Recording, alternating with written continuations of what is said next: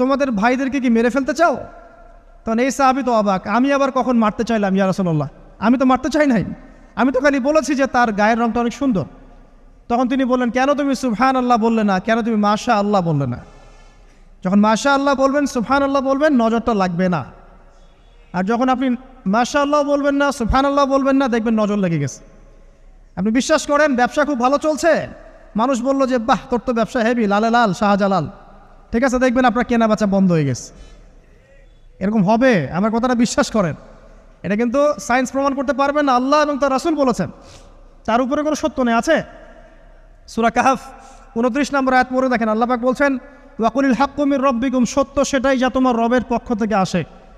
ফামান শাআ ফালইউমিন, যার ইচ্ছা হয় বিশ্বাস করুক, ওয়ামান শাআ ফালইয়াকফুর, যার ইচ্ছা হয় সে অস্বীকার করুক। এই কারণে আমরা বলি ফেসবুকে এত বেশি ছবি দেওয়া, এই আই ওয়াশ করা, এই যে শোডাউন করা, হ্যাঁ